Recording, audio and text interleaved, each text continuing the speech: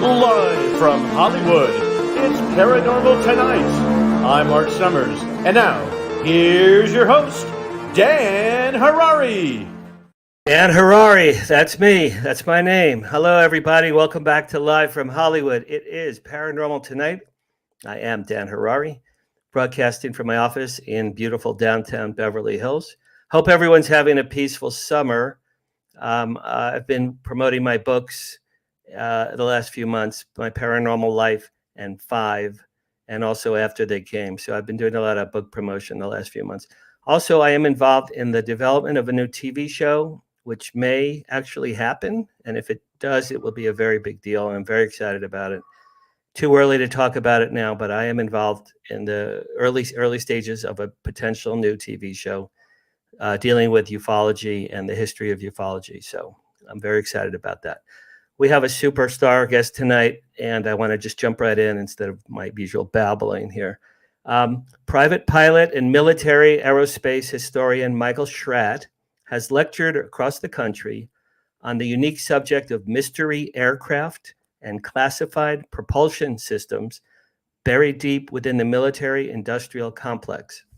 He has developed a number of contacts who have had firsthand experience dealing with classified black programs, including former U.S. Air Force pilots, retired naval personnel, and aerospace engineers that have maintained a top-secret SCI, sensitive compartmented information clearance.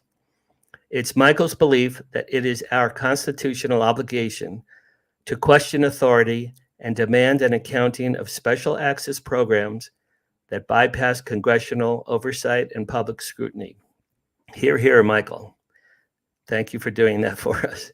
Michael's the author of the book Dark Files, A Pictorial History of Lost, Forgotten, and Obscure UFO Encounters, which is available on Amazon, and we'll be talking about that in a little bit. Michael has appeared on dozens of TV shows and documentaries, including The Lost Century, Unacknowledged, Coast to Coast AM, The History Channel, UFO Hunters, Ancient Aliens, and Conspiracy Theory with Jesse Ventura, just to name a few. Michael has given many, many lectures around the country, including at the International UFO Congress, at Contact in the Desert, and at the OSHKOSH AirVenture event, which he tells me is the world's largest air show. Michael's lecture topics include, this is so cool, listen to these topics. Michael's topics include Retrievals of the Third Kind, UFO Magical Mystery Tour, Inside the Black World, That's Classified. Sounds like a game show, right? That's Classified for 200, Alex. The Hudson Valley Boomerang, Triangular Evidence, and the Historical Legacy of Gravity Research. I met Michael last year at Contact in the Desert. He and I had dinner together with other people, and I attended his lecture last year. And basically, everyone who's watching, this guy is a rock star in the world of ufology. So anyway, Race, let's bring in my new friend, Michael Schratt. There he is. Hi, Dan. Good to be with you. Hi. Thank you very much. I love the purple. You know, you look good against purple. It works for you. It's a good color. It works for you, Michael. That's great. Thank you for doing this for me on my dopey show. Sure. Tell us a little bit about yourself before we get to the nitty gritty. Where are you from? Where you grew up? What your parents did? What kind of things you like to do as a kid? Sure. I grew up in the Chicagoland area. Early on, my dad used to take me to a place called Military Air Museum, which is not too far from downtown Chicago. And what they had was a whole series of World War II birds, B-26. They had German warbirds, and they were just sitting out into this old field, been sitting there for decades. And so the skin was oxidized, and the windshields were cracked, and the control surfaces looked like skeletons. Paint was chipped. It just had this ghostly appeal to me, and that was the beginning of my love for aviation. I've been to OSHKOSH 27 years in a row. Wow. Started looking at what might else be going on here. So I looked at some of the other programs that aren't talked about, things that go bump in the night, things that the defense contractors paid for using our money and were classified. Some of them were failures. Some of them were born black, died black. We'll never hear anything about it. I was definitely interested in that. That kind of slowly led me into the historical UFO cases. And then really I've made it my crusade the last 4 years to putting everything I've got into getting Leonard Stringfield's UFO crash retrievals, his cases detailed with refined drawings, full color 3D renderings to make these cases come alive. That's excellent. Was your dad in the military or involved with aerospace at all? Never in the military. Nope. No, but going with your dad as a little kid, and my dad inspired me to do many things. But when you went with your dad to these and you saw these cool old aircraft, you probably just felt nostalgic, and you were loving being with your dad, probably, right? Yeah. I mean, these planes just sitting out in the field. They almost look like extraterrestrial artifacts. Honestly, it just had that appeal to me. That's where the spark started. That's very cool. Have you personally ever seen a UFO? I've been to the border of Area 51 a couple of times. I was there on a Wednesday night. I saw some lights there. I have no idea. We were 5 miles away, more like 10 miles away. They could have been anything. They could have been drones. So I can't claim that's a UFO. Okay. So I've seen 4. And in fact, I don't know if you heard about this, Michael, on the very last night of Contact in the Desert this year, it was the night of June 2nd at the venue. There was a CE5 event, which I attended. Okay.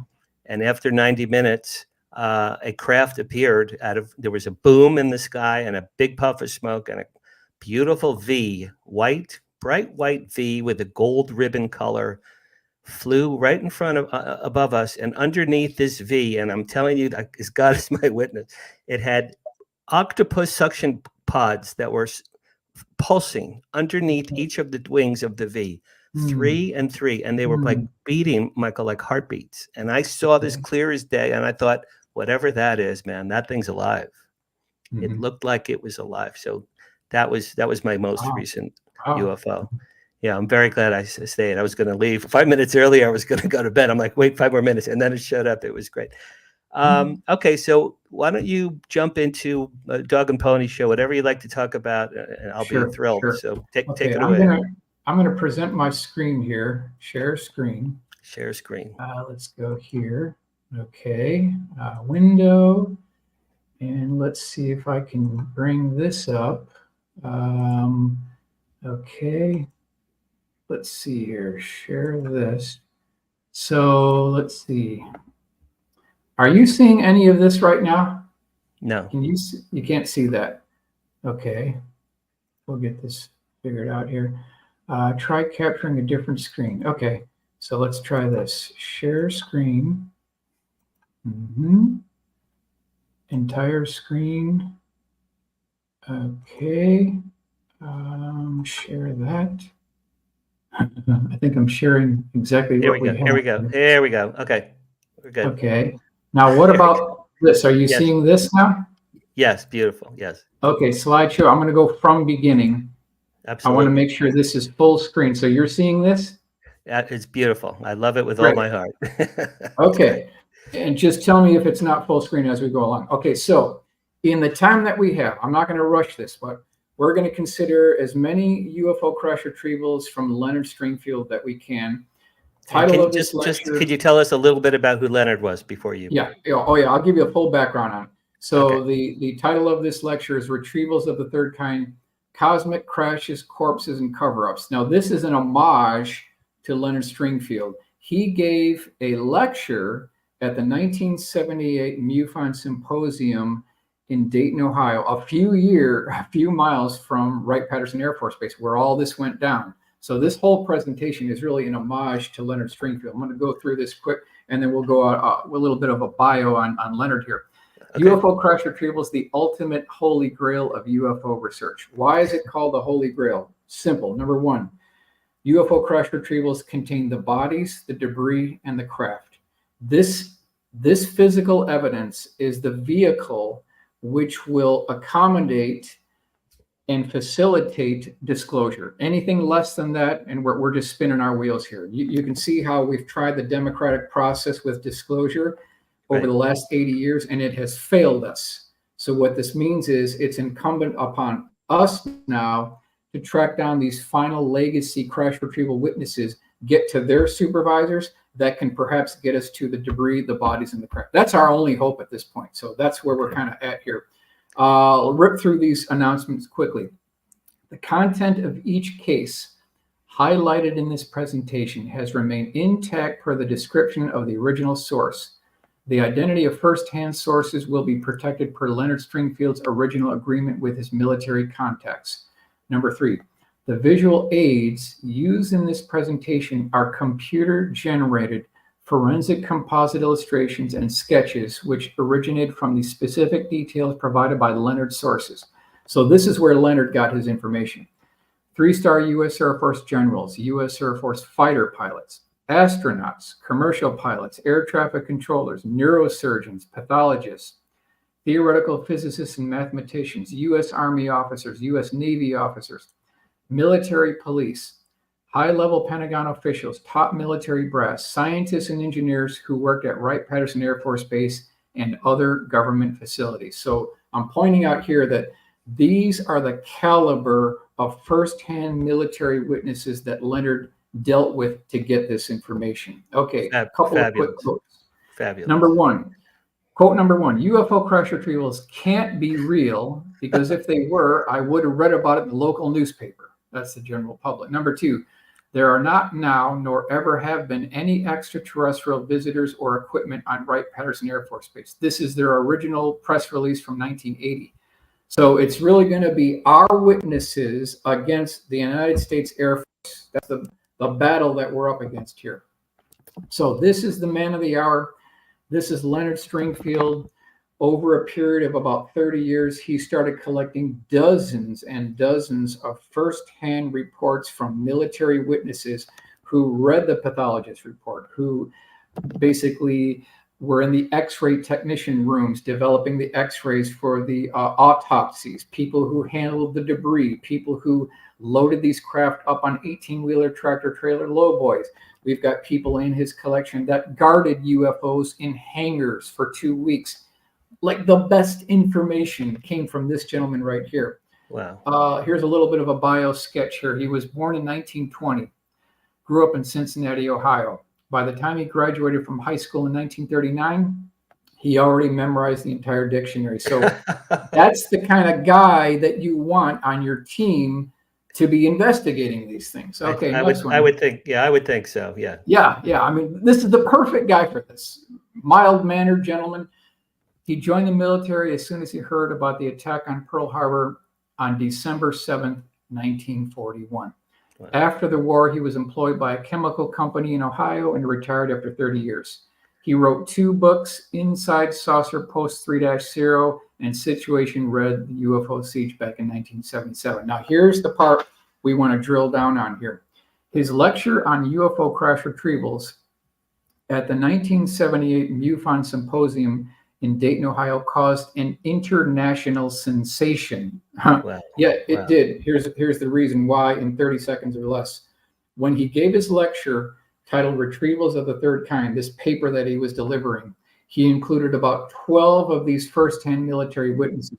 The agreement that he made with his witnesses is that an important part of our national history could be told through their accounts, but their names had to remain anonymous. And so there was pushback from the people who attended the conference because they couldn't independently verify what Leonard was doing here. So that's the kind of pushback that he got. Now, he passed away in 1994. It's been so long now, it's almost as though this gentleman is completely forgotten about. I mean, people don't even know who he is. He hasn't received the credit that he deserves. He's almost lost from history. So my goal in this is to drill down on his cases really with a fine-tooth comb, dig out the mission-critical cases, commit those to detailed, refined drawings, use that as a template, and then do full-color renderings to make his cases come alive. That's my whole angle here. That's great. All right. Michael, quick question. Did you ever meet him? Oh, no. He was before I got involved. He passed away the same year I got involved in this.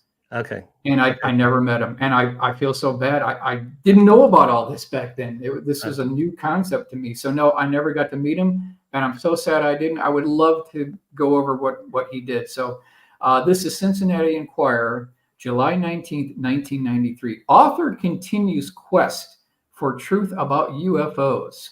Quote, what I've collected has staggering implications for mankind. This would be the biggest thing since Christ, really. Yeah, it would be. And Yes. all we need is one of these cases to be authentic, and it's Right. over. It's over. Right. Okay, let's Right. go on here. Now, I want to mention that there were 22 bank boxes of original correspondence letters, drawings, audio tapes, testimony from his sources. These boxes need to be tracked down, and they really need to be brought into congressional hearings. Now, over the past 15 years, I've been trying to track these boxes down. I did contact a family member who told me what Leonard wanted published, he had published. The rest of it was thrown out. Now, maybe he was lying to me, but that's not the impression I got. I believe that there's a high likelihood that these bank boxes are gone.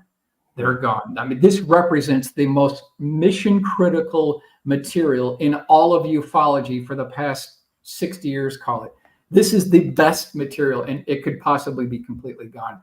Wow. So we have to do the best we can with what we have here. And that's why I want to bring up this slide, because this is the reference for everything I want to talk about tonight. I want to make a point that nothing I did came from myself. All of the information we're going to talk about comes through Leonard Stringfield's book here called UFO Crash Retrievals, The Complete Investigation Status Reports 1 through 7 by Leonard Stringfield. So if you want to know the intricate details of where they shipped the bodies and how many were retrieved and what was the tensile strength of the vehicles that was going on in the Foreign Technology Division at Wright-Patterson Air Force Base, that's where you get this information. I'm going to give you the dates, the location, the page number, and also the case number so that you can follow along if you want to here. Okay. Is that Michael? I'm sorry. Is that book still available? Yeah, this book is on Amazon. Okay, and this is a cheap. I mean, this is not a cheap book. This book costs about $80. It's pretty thick. It's about 1 inch thick. Okay. But the problem is, as you go through this is not for the faint of heart. You got to be a geek like me to really get into this kind of thing. You got to be like someone who really goes into the libraries and gets excited about going into historical archives where they have the microfilm and wow, this is exciting, right? I got you. That's the kind of person that this book requires, because it's very text, very big on text. There's almost no drawings, no full color renderings, no 3D illustration. There's nothing there. You're left with your own imagination to come up with a sight picture what these cases look like, which technically isn't bad, because you're kind of left to your own imagination. But personally, me, I wanted to see these cases come alive through drawings. That's the whole point of this here. Got it. Also want to mention Ryan Wood's book called Magic Eyes Only, Earth's Encounters with Extraterrestrial Technology. So this is a kind of an updated version that he published a little over 10 years ago, also called Magic Eyes Only. He's got 104 crash retrieval cases in this book. Now, if we link this up with the other book we just talked about, Leonard's book on crash retrievals that has 119 crash retrieval cases, we hook that up with Ryan's book. Now we're looking at minimum 200 crash retrieval cases. Are some of these hoaxes? Are some of these overlaps? Yeah, we can do that. Let's knock out 20. Okay, so now we're down to 200. Let's conservatively knock out another 25. So now we're down to 175. So really, those are our odds here, and the odds are in our favor. But let's go back to the original number from Leonard. So would you go to Las Vegas if you knew the odds were 119 to 1 in your favor? So if we went to Vegas, any casino would be fine, and they had a roulette wheel there with 120 spaces, and we put a bet down on 119 of them, guess what? We're going to win every time. All we need is one of these cases to be authentic, and the whole case for non-reality of UFO crash retrievals completely falls apart. We can't lose. We literally almost can't lose because we only need one case to be authentic here. Right. I want to give credit to my friend Rudy Gardea for doing the original sketches here. And why don't we go ahead and begin and get into this first case here. This is 1941 crash retrieval, Cape Girardeau, Missouri. And this is MUFON Journal, November 2001, for anyone who wants to follow along. Also want to credit Paul Blake Smith's book, on MO41, that's Missouri 41, the bombshell before Roswell. Did a very good job, very detailed piece of work that I think is important in this whole narrative here. So bottom line is, it's April 20th, 1941. Reverend William Hoffman is in his house. It's about 9:30 p.m. at night, and all of a sudden, there's this knock on the door. Two policemen are there, and they ask the Reverend, we believe we have a crash of an unknown aircraft. We think we could use your assistance. So he said, fine. He gets in the squad car. They go about 15 minutes across town. When they get there, what they see is some burning embers in the background. They're in a farmer's field. There's some farmhand personnel there. Military isn't quite there just yet. This is the beginning of the operation here. There were people around. Off to the left, there was a 30-foot diameter dish-shaped craft that augured in at a 40-degree angle. Wow. There was a hull breach on the side of the craft, exposing the interior components. There was a swivel chair there. There were some buttons and dials there. There were 3 ET corpses laying on the ground near the craft. They were about 3.5 to 4 feet tall, all wearing a one-piece tight-fitting blue flight suit. Oversized head, oversized eyes, slit for a mouth, minute nose. And one of them, Dan, was still alive when the Reverend got there. So I want to move on to the next slide. He got there within 60 seconds of this ET passing. So he got there just in time. Now, by this time, the military got to the scene. They ordered all the civilians away, but just prior to the military getting there, there were newspaper photographers, and they were going around with these big flash bulb cameras taking photographs of all this, like the debris, the bodies, the craft, the entire scene. They were walking around taking photographs of all this. And 2 of these farmhands picked up one of these dead ET corpses, supported it under its armpits, and basically stretched out its arms, and they took a photograph of this, believe it or not. This is a sketch by Charlotte Mann, who actually held this photograph in her hand. This is her sketch by memory. Wow. That photograph was lost long ago. It was given to a quote-unquote photographic analysis expert for analysis, and you can kind of see where this is going. It was never returned. So we always are so close to getting the physical evidence, and it gets snatched right from under us. It happens so many times. We're so desperate for this physical evidence, and somehow, some way, it always gets taken from us. So this was her original sketch, and I thought, okay, why don't we see if we can do a replica based on the, I mean, it's not much to go on here. This is like stick figure sketches here. So is vintage 1941. This would be a black and white photograph. Now, she did say it had scallops like they had on those old photographs, scallops. This would have been much smaller than an 8x10, maybe a 4x6, and probably a 3x5. So it would be a smaller photograph. It could be burned. It could be coffee stained. It would be wrinkled. It would be ripped, something that would be vintage. We want to have an ET corpse in the center with farmhand on either side supporting this thing. So we put all the information together that we got from Charlotte Mann, plus her original sketch, and this is what we came up with based on the information.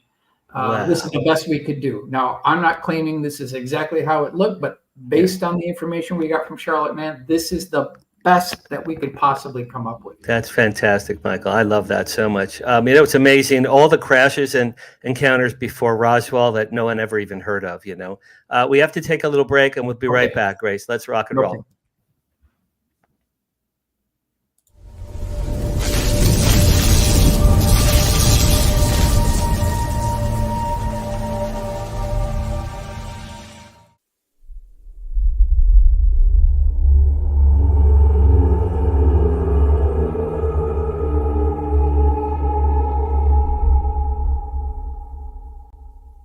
While most near-death experiencers return to this plane of existence with alluring tales of their time spent in the presence of the divine, what happens when one crosses the veil into the afterlife, into the void? In the new book, Dying to Meet Them, Mindy Toutfest describes her journey to the afterlife after a devastating aneurysm, how a strange turn of events would lead her to spiritual growth, divine healing, UFO experiences, and a greater understanding of the universe. Get your copy of Dying to Meet Them today at Amazon.com or visit unxmedia.com for more information on this book and more amazing selections from UnX Media Publishing at unxmedia.com.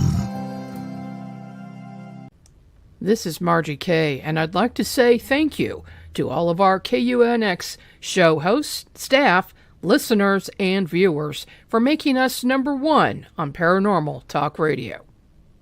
This September 6th through the 13th, join with like-minded souls in the experience of a lifetime on the Royal Caribbean Ovation of the Seas as we travel from Seattle to Alaska. Internationally renowned researchers, investigators, experiencers, authors, holistic healers, contactees, spiritual luminaries will sail on an extraordinary voyage of transformation. This cruise will explore UFOs, alien contact, cover-ups, ancient mysteries, the paranormal, holistic healing, and spirituality. Experience engaging lectures, one-on-one sessions, private, custom-tailored excursions, and a nightly UFO watch. The cruise is booking up fast. Go to contactatsea.com and be sure to mention the UNX Network when you book. That's contactatsea.com or phone 336-749-1219. That's 336-749-1219.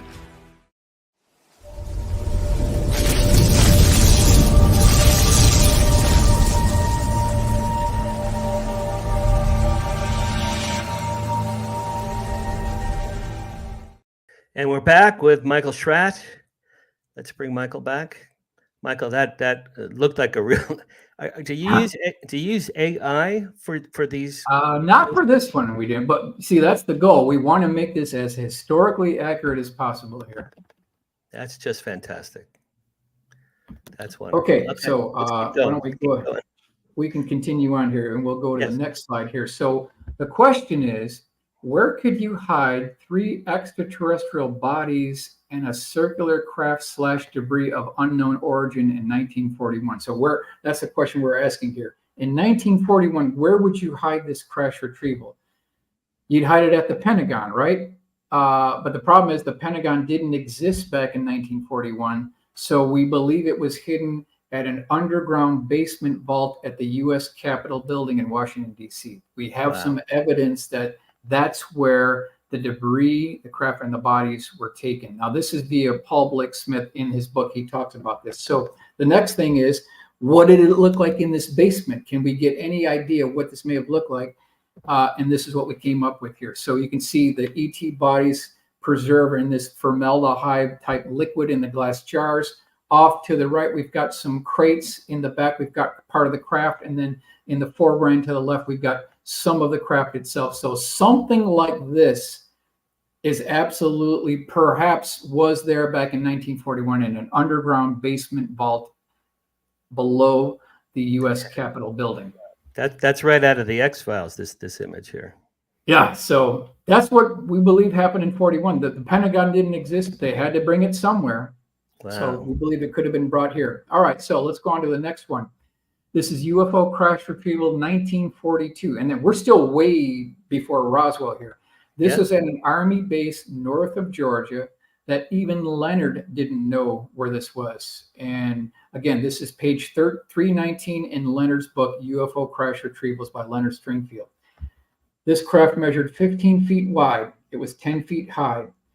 There were hieroglyphic type writings were basically written around the outer circumference of the craft itself. There were 3 levels. So upper level had a control panel with buttons and switches and dials. That's what you see on Rudy's detailed bubble drawing on the upper right-hand corner. So that's first level. Second level had what looked like 4 bar stools that were parked just in back of a wraparound window.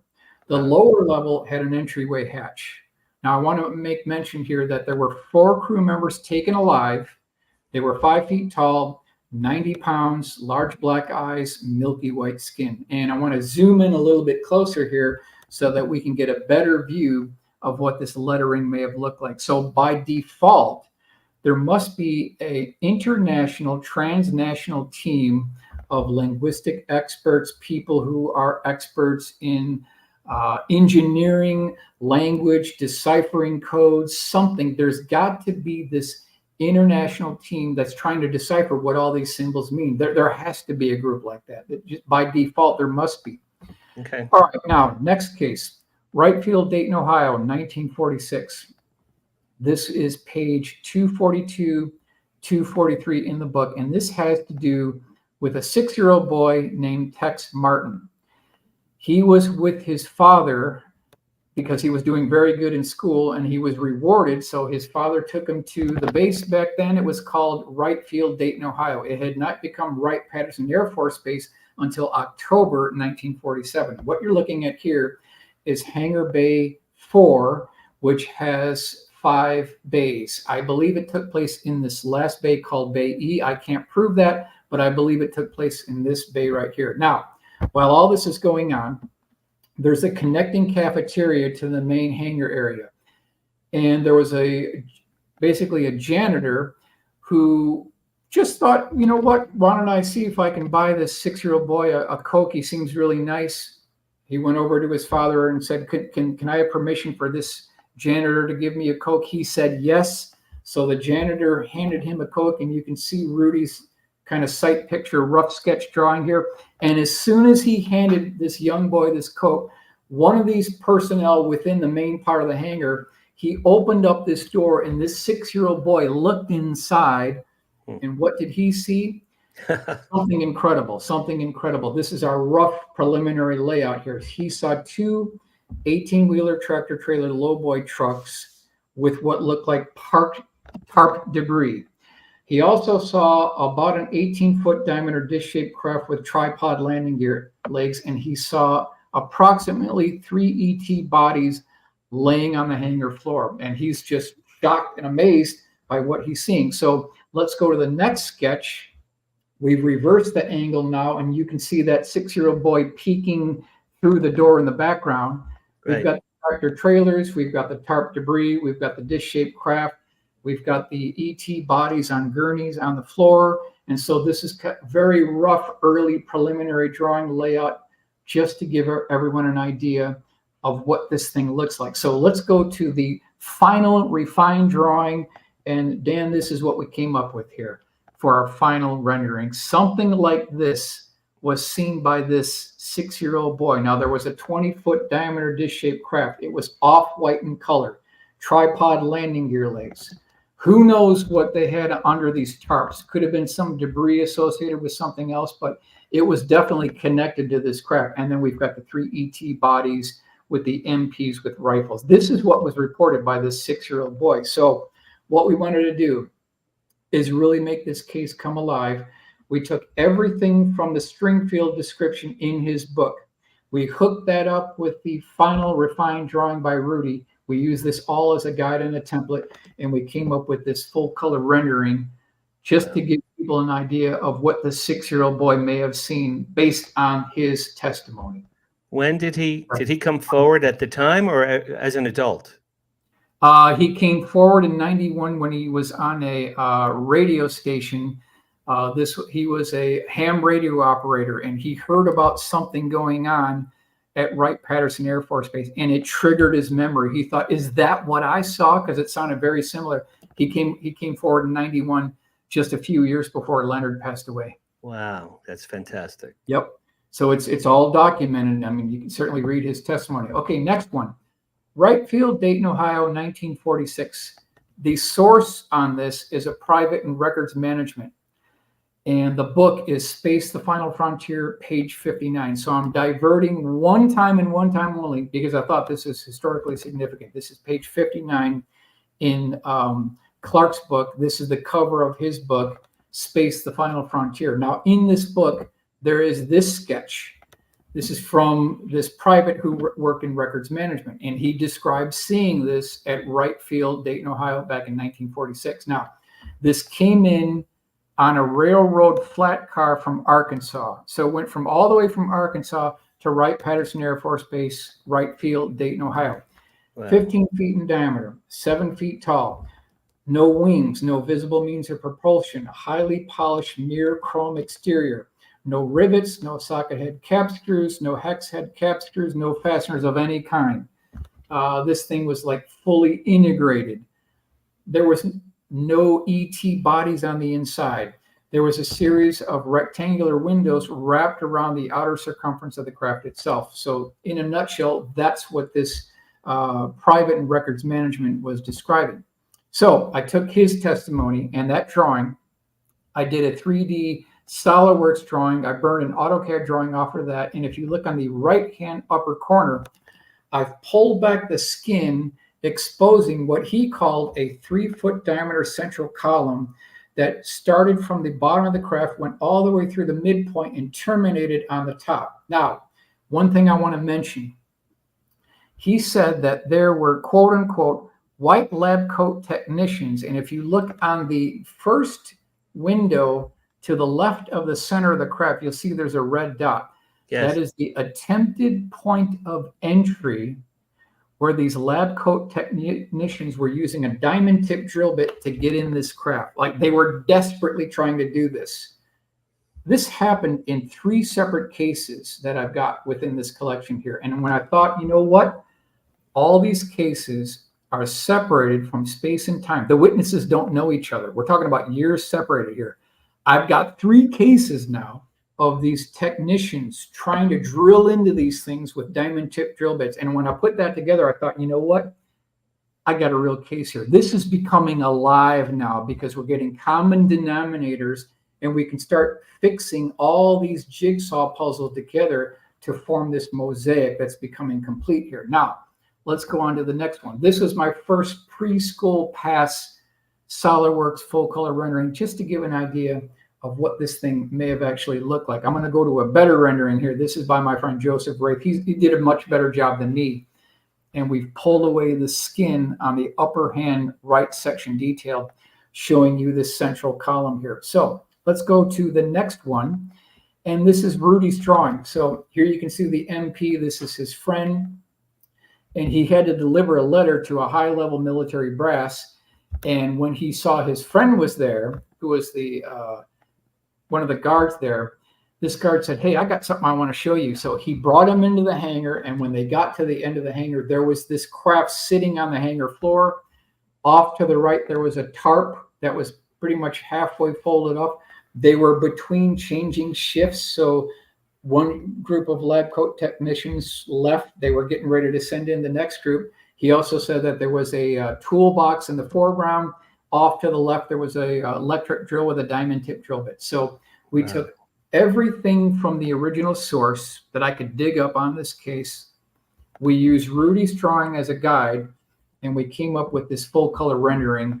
Something like this was seen at Wright Field, Dayton, Ohio, back in 1946. And as we go through more of these cases, the body count goes up, the craft count goes up, and all roads appear to lead to Wright-Patterson Air Force Base. Okay, Michael, did you, for that one, for that craft, did you ever track down its origin in Arkansas, the crash itself in Arkansas? It only said that it came in from a flat car from Arkansas. We don't have any other details. Okay, gotcha. Okay. Yep, that's all we got. That's all we got. And, you know, I want to mention that a lot of these firsthand military witnesses, they're all gone. We're way beyond racing the Undertaker on this. People from 509th Bomb Group members at Roswell Armory Airfield, there is not one primary original military source from 509th Bomb Group members. They're all gone. So in the eyes of the government, it's cover up complete. So that's why it's really up to us. This is the final curtain call on disclosure. If we don't track down the remaining witnesses here, we're all going to wait another 80 years. And this still isn't going to come out, because what they're going to do is they're going to keep on kicking this disclosure can down the road, and we're never going to know. So that's why it's important for us to track these people down. Okay, now, who would have a need to know? General Nathan F. Twining, Wright-Patterson Air Force Base Commander. This is what he said. The phenomenon is something real, not imaginary or fictitious. So I think it's safe to say that Nathan F. Twining would have had a need to know. He probably knew about these cases. Isn't that letter that he wrote to was it FDR or Truman? I don't recall who you wrote it to, but it wouldn't be hard to track that down. Yes, Yeah, I think it was one of those two presidents. I think. Yep, this is his direct quote. Absolutely. Next one: Papagos Indian Reservation, west of Globe, Arizona, January 1947. So we're still prior to Roswell here, and we're 4 or 5 in now. Right. North of Superstition Mountains. So I've got kind of a map here. The primary source was U.S. Navy during World War II. That's the source. Page number 93, case A10. Now let's go to the drawing here. So he's with a friend. They're on an unimproved road, not too far from Globe, Arizona, and not too far from the Superstition Mountains. They're going down this unimproved area, kind of in the deserts of Arizona here. And they're stopped by military police with rifles. Immediately they're stopped. They're told to get out of here immediately. You're not supposed to be here, but it was already too late because they were at the right place at the right time in the middle of a crash retrieval operation as it was actually going on. Now they looked about another 100 feet to the left. What they saw was a 30-foot diameter dish-shaped craft that augured in at about a 35-degree angle. There was a low-rise dome on top. There was a series of indented windows wrapped around the outer circumference, and there were 2 rings wrapped around the outer circumference. And they're like, could not believe what they're seeing here. Now, they eventually left the scene, but they did see this. This is all from the Leonard Stringfield case. Wow. So we took the original report within the book. We hooked that up with Rudy's refined drawing here, and we came up with this full color rendering by Joel Payne. Want to give him credit. So something like this was recovered January 1947 near the Superstition Mountains of Arizona. Wow. What a gorgeous photo that is, or illustration. Beautiful. Mm-hmm. Beautiful. Okay, let's continue on here. Okay, now, what I like to do is I like to track down where this debris went, right? I mean, it's great to hear about these stories, but I want to know the backstory. Where did this debris end up? The military hardware, the physical evidence, the bodies, the debris, the tissue samples. Where did this debris? Now, within the Stringfield dictation notes that were basically, I was given access to the notes back in 2013. There was a reference to a crash that occurred in Arizona back in 1947. I'm just going to read this part of the slide here. According to Mr. Robert Helmold, of Foote Brothers Gear and Machine Company in Chicago, conducted metallurgical analysis on pieces from a saucer that crashed in Arizona back in 1947. So it appears that some of this debris may have been fielded out and farmed out to Foote Brothers Gear and Machine Company in Chicago. Here is Chicago Tribune. This is January 15th, 1955. The road to success. Foote Brothers Gear. It makes gears as large as 21-foot diameter and weighing 45,000 pounds, and others small enough to put on gear on watch chain. Its gears are found on airplanes of all types, including jets and helicopters. In a year, it will make thousands of different gears for use by industry. Yeah, checks out. I think we got the right contractor here. So if you were the military and you retrieve this debris back in 1947, and you didn't quite know what this was or what the configuration was, it may have some gear teeth in here. You'd want to send it to this company here.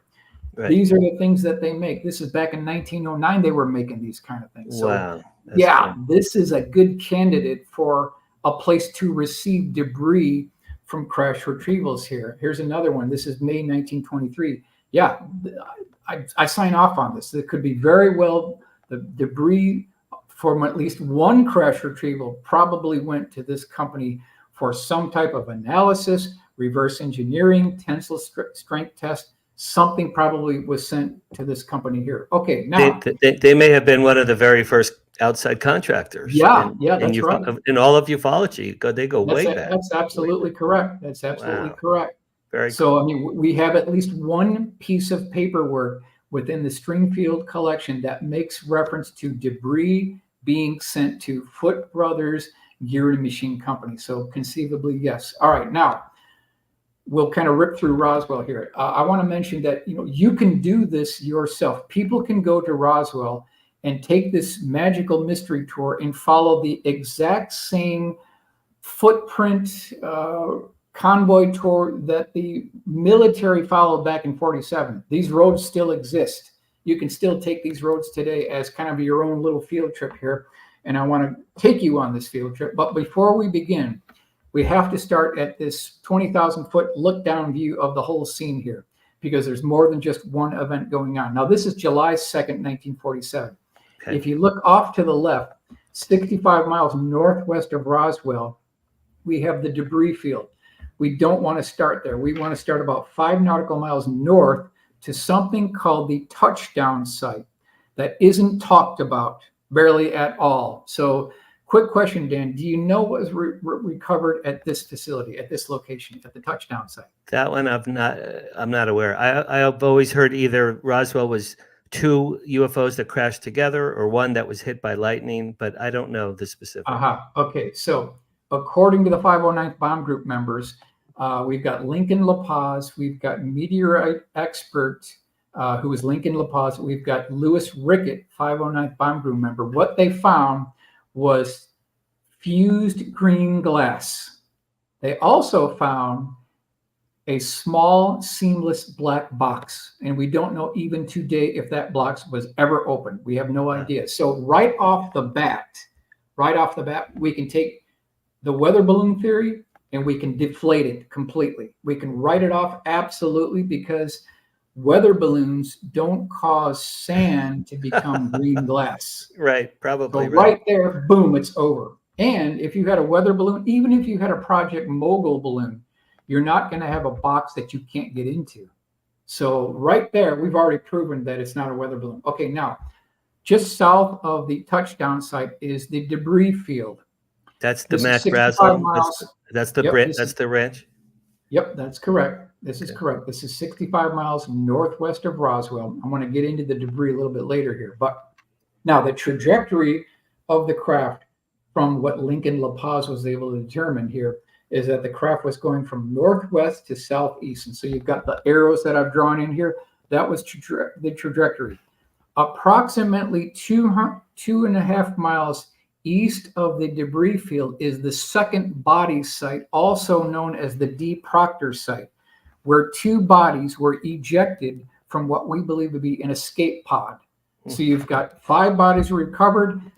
1 was still alive. 2 bodies were ejected about 2.5 miles east of the debris field, completely dead. Now, the craft came down 30 to 35 miles north of Roswell. That's the crash site. So in a nutshell, that's what we're talking about here. Now, let's go to the next slide. This shows you the landscape. We don't really have any mountains in the background. There's no trees. It's these low rolling hills. There's some low shrubbery, desert terrain. I mean, it's remote by car, but it's not remote by airplane. So if they were missing something, they would have found it. They would have found it, because this is like completely would stand out as a sore thumb, completely not remote by airplane. So whatever crashed, they would have found it immediately. All right, so we'll go to the next slide. This is the morning of July 3rd, 1947. So we've got Mac Brazel, rancher Mac Brazel. We've got Timothy D. Proctor, who was 7 years old.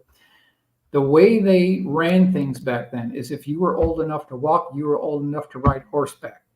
Okay. What they discovered was about a 20-foot wide gash that was about 200 feet long.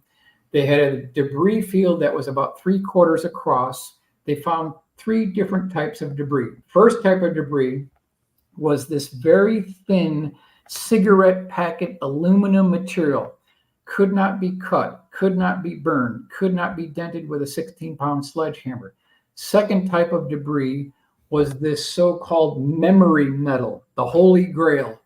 You could take this debris, you could fold it up in your hand multiple times, and when you let go of it, it automatically spread out on its own and then slowly settled back onto the table like liquid mercury. That's debris number 2. Debris number 3 were various lengths of I-beams with this interesting hieroglyphic type lettering written on the inside wall of the I-beam. So those, in a nutshell, are the three types of debris. Let's go on to the next slide. This shows you what these I-beams look like. This was described by Jesse Marcel Jr.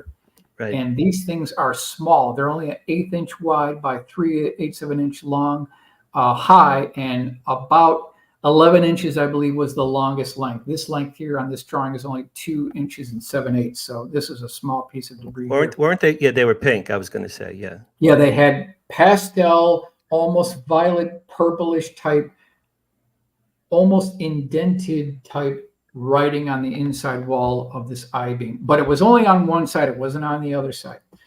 Here's my SolidWorks AutoCAD drawing just to give an idea of what this debris looked like, these I-beams.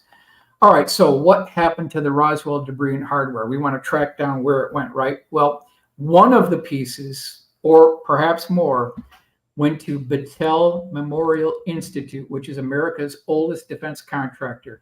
Part of the Roswell debris was absolutely examined by Battelle. Absolutely, it's a done deal. We've got multiple paperwork.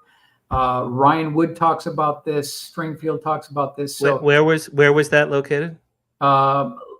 I don't recall where they're located. They're on the East Coast, I believe. Okay. East of the Rockies. But Battelle Memorial Institute is a major player in this. We got enough paperwork to back it up for sure. Okay. Another piece was sent to MIT for analysis. Wow. So we've got two places that we know it went to. Colonel Corso talks about some of the debris made its way to Fort Belvoir. So that is the third location where some of this debris was sent. Okay, now we go to the morning call, July 6, 1997. Corso's book says he was ordered to share alien secrets found in wreckage stored in the Pentagon with military contractors. Among those secrets were stealth technology, lasers, fiber optics, and integrated circuits. These secrets were ceded to researchers at top 1947 companies such as Monsanto, Hughes Aircraft, IBM, Dow Corning, and Bell Labs, the research arm of AT&T, Corso said. Corso said the companies weren't supposed to know where their inventions came from. Now, I did a deep dive into Corso. I'm not going to go into a whole big thing here, but this is according to what Corso had talked about when he had a file cabinet at the Pentagon, and he said started farming out this debris. That's from his book, the day after Roswell. Yeah, that's correct. Now, let's go to July 8th, 1947. Now, keep in mind, this originally happened on the night of July 2nd, 1947. So whatever, quote unquote, biologics bodies were there, they were there for the night of the 2nd, the 3rd, the 4th, the 5th, the 6th, the evening of the 7th until the morning of the 8th, where the retrieval operation really started going in. You can see now how the bodies were decomposing. There were critters that got to them. They were excluding this pungent odor. I mean, it was not for the faint of heart. That's what the 509th Bomb Group members described. Now, according to Tom Carey and Don Schmidt, also, we got a little bit of Kevin Randall. I want to give him credit too. Don Schmidt states that the Roswell escape pod was a 13-foot long egg-shaped craft with a dome on top. This is according to Don Schmidt. This is the latest understanding here. Now, there was a hull breach on the side of the craft. This thing was no longer than a Volkswagen. This was a small escape pod. Off to the left, you can see the survivor standing next to an MP with the ambulance truck. So this craft that we're looking at, that's the escape pod right there? This is the escape pod. The main craft exploded mid-air over the Foster Ranch and rained down that huge port of debris. That's what exploded over the Foster Ranch. The escape pod continued traveling southeastbound until it came to rest about 40 miles north of Roswell. So what you see here, you've got the Jeep, you've got the 18-wheeler tractor trailer lowboy truck. Don Schmidt said that where the craft came down was about 200 feet away from a water tower and a water tank. And so that's what we've got here. Off to the right, we've got the 6x6 troop transport. So this is early morning, July 8th, 1947. Right. All right, Michael, I'm so sorry. We have to sort of start wrapping up. Yeah. We only have a couple of minutes left. This is wonderful. I could do this for 8 hours. Oh yeah, we got 118 to go yet, but that's fine. Yeah, that's I would. fine. Can we do a part 2 in a few Sure, we months? can do a part Honestly, 2. I would love to do 8 parts with you. This Oh, is no problem. absolutely. Your research is fascinating. You're so dedicated to the cause and helping us move the disclosure forward. Thank you for everything you do. I'm man. glad you appreciate it. Okay, we'll do the last final minutes that we can here. Major Jesse Marcel, quote unquote, it certainly wasn't anything built by us. So of course I started digging because we have an account from a first-hand military witness who actually looked inside the escape pod. Wow. I mean, what did this thing look like in the inside here? So I started digging. 1947 Roswell Army Airfield Yearbook. And I want to bring your attention to this gentleman, Sergeant William W. Bud Taylor. That's where the arrow is. I'll do a blow up here. This is what he looks like. He claims to have actually looked inside the escape pod, and we'll rip through this real quick. This is Bud Taylor. He said the craft, Taylor said, seemed like it could have been from Earth, only from our future. Certain areas of the interior of the craft were entwined with a network of strange plastic-like fibers or filaments. Fiber optics, anyone? The interior was also outfitted with embedded flat-like screens or display panels. An ethereal violet or pink purple color was incorporated into some of the materials of the construction of the craft. Some of the craft structures were embossed with unusual hieroglyphic-like symbols that he described as being somewhat like Asian writing. Wow. Last one here, there were bodies. Some corpses, small corpses, were found that he described as being like humans. So if we put everything we got together from Bud Taylor, who looked inside, we came up with this drawing here by Rudy Gardea. Wow. And so we've got the bodies, which we'll do a revision here that were actually outside the craft. We've got one of the 509th Bomb Group members, Bud Taylor, looking inside. We've got the fiber optics. We've got the flat screen monitors, and we've got the hieroglyphic type lettering, just to give you an inside view of what the craft may have looked like on the inside. That's fantastic. Absolutely great. So Tell us about. Tell us the name of your book and how to get your book.